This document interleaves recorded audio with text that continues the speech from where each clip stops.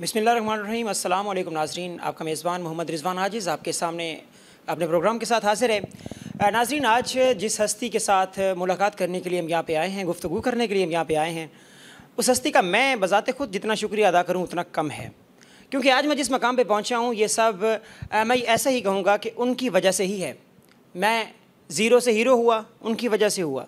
मेरा पहला इंटरव्यू जो था किसी हाई रैंक ऑफ़िसर का, वो इसी ज़ात का किया था मैंने। और आज अल्हम्दुलिल्लाह मुझे लोग जानते हैं तो उन्हीं की वजह से जानते हैं, क्योंकि पहले ऑफ़िसर वही थे जिनका मैंने इंटरव्यू किया था और आज मेरे साथ वो मौजूद हैं। उनकी बहुत बहुत मेहरबानी, बहुत शुक्रिया कि उन्होंने हमें टाइम दिया अपने मसरूफ़ वक्त में से।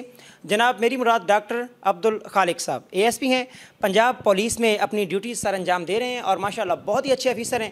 लिए चलते हैं आपके पास, उनके पास। जनाब खालिक साहब, कैसे हैं आप? Thank you so much Rizwan, बहुत शुक्रिया आपका फॉर द काइंड वर्ड्स। अल्लाह का बहुत एहसान है। आप सुनाएं, खैरियत से हैं आप? जी अल्हम्दुलिल्लाह खालिक साहब बिल्कुल खैरियत से हूँ। आप सुनाएं कैसे हैं? और बाकी ट्रेडिशनल सवाल ही हमारे होते हैं पुलिस से। एतमाद सबसे पहला जो आवाम का पुलिस के ऊपर है उसके बारे में आप आगाह करेंगे। पहले भी आप मुख्तलिफ मकामात पर ड्यूटीज़ कर चुके हैं और फैसलाबाद में कैसे? देखें जी, पुलिस का आवाम के साथ एतमाद जो है वो उसको बहाल होने में या उसको डेवलप होने में टाइम लगता है।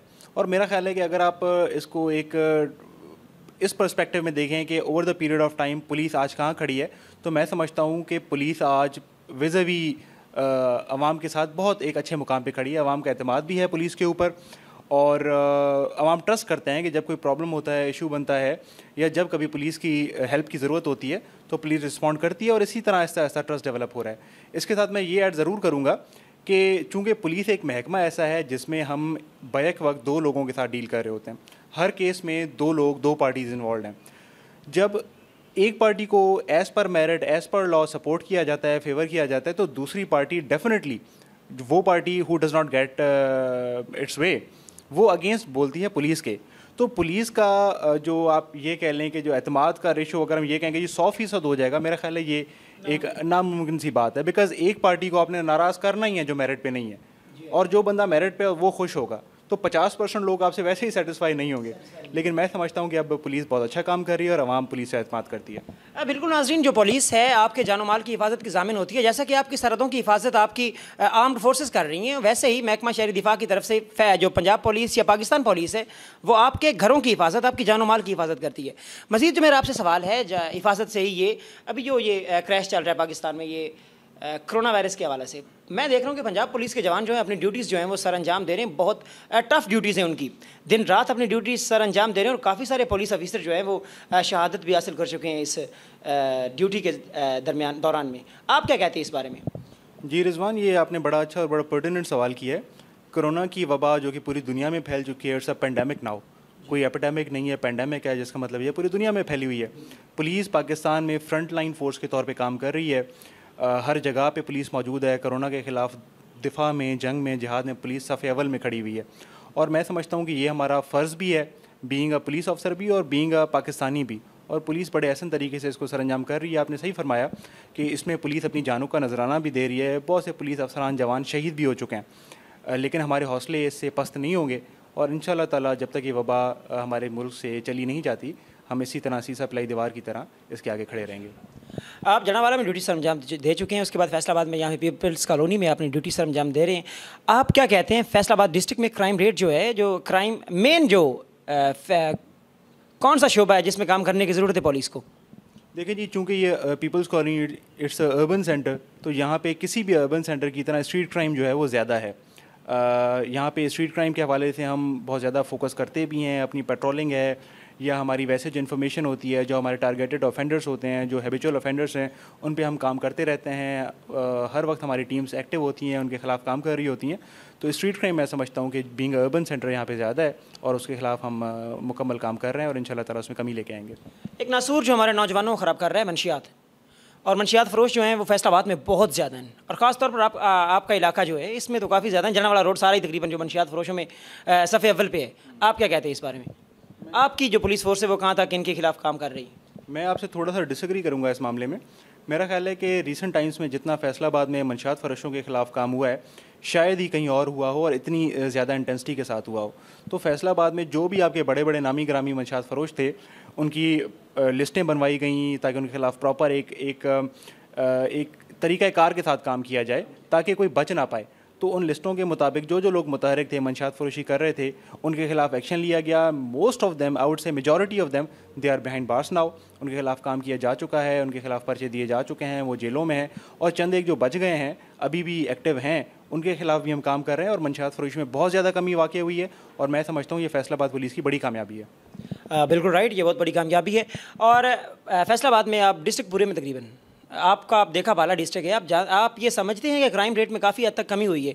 मैं एज अ रिपोर्टर मैं समझता हूँ कि क्राइम रेट में कमी हुई है। स्ट्रीट क्राइम ज़्यादा हैं, वो हैं रोड डकैतीज़ जो रूरल एरियाज़ हैं वहाँ पर हैं। बाकी ओवरऑल जो कमी हुई है उस बारे में आप क्या कहते हैं?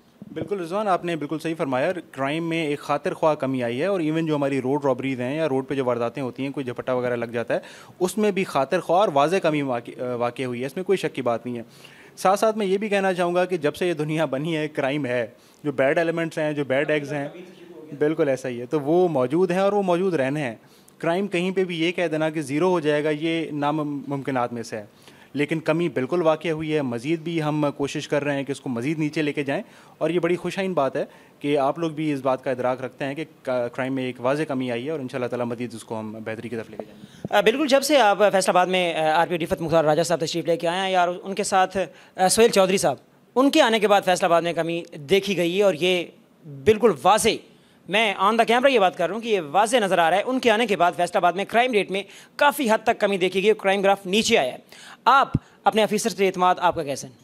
ये तो मेरा ख्याल है इसमें कुछ कहने की ज़रूरत ही नहीं है। और ये पूरा फैसलाबाद जानता है कि पहले जो अफसर थे वो भी बहुत अच्छा काम कर रहे थे। और जब भी एक नया अफसर किसी जगह पे आता है तो नए जोश और नए वलवले के साथ आता है। हमारे जनाब नए आरपीओ साहब जब आए हैं, रिफत मुख्तार राजा साहब, और हमारे सीपीओ साहब जनाब सोहेल चौधरी साहब, उन्होंने आके हमें बड़ी क्लियर कट और वाज़ेह डायरेक्शन दी है कि हमने क्राइम से के साथ लड़ना है और लोगों की सपोर्ट करनी है। तो उन्हीं की डायरेक्शन की रोशनी में हम अपना काम कर रहे होते हैं और वो हमें फुल सपोर्ट करते हैं। जब भी हम बैड एलिमेंट्स के साथ लड़ते हैं तो हमें इस बात की बड़ी ज़रूरत होती है कि हमारे सीनियर ऑफिसर्स हमें फुल सपोर्ट करें।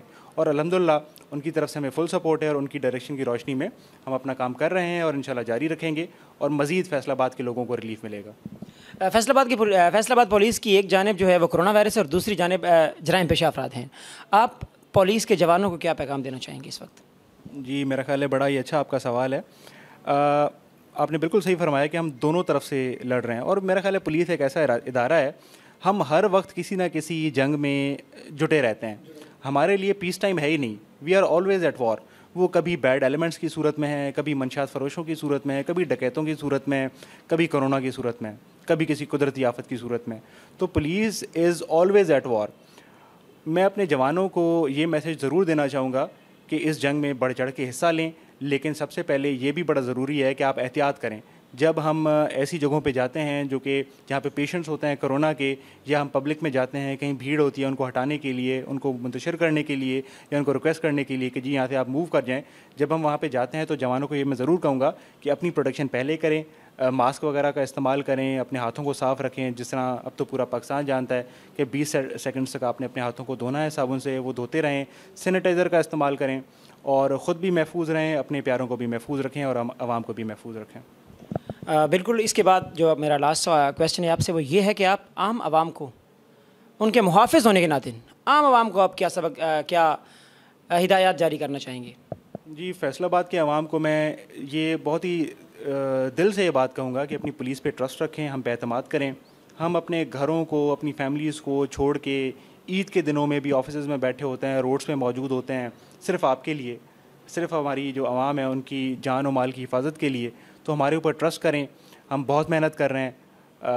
ये खुदा की ज़ात ये बात जानती है और आप लोग इस बात को देख रहे हैं कि पुलिस का कोई अफसर, कोई जवान इस कोरोना की वबा में सुकून से नहीं बैठा। आप लोगों के लिए, आपकी हिफाजत के लिए हम काम करते रहें। हम पे एतमाद करें, हमें सिर्फ़ और सिर्फ आपके प्यार और एतमाद की ज़रूरत है। और अगर आपकी सपोर्ट हमारे साथ होगी तो यही पुलिस के जवान, यही अफसरान आपके लिए जान भी देंगे इंशाअल्लाह। जी नाज़रीन, जैसा कि आपने जाना, हमने कोशिश की कि जो ज़रूरी फैक्ट हैं वो आपके सामने रखें। ज़रूरी जो सोच होती है हमारी कि हम पुलिस के बारे में ये जानना चाहते हैं और पुलिस हमारे लिए क्या काम कर रही है, हमने कोशिश की कि आपके सामने तफसीलन उसे रखने की कोशिश करें। उम्मीद करता हूँ कि आपको ये प्रोग्राम बहुत अच्छा लगा होगा। अपने मेज़बान मोहम्मद रिजवान आजिज़ को दीजिए इजाज़त। अल्लाह निगहबान।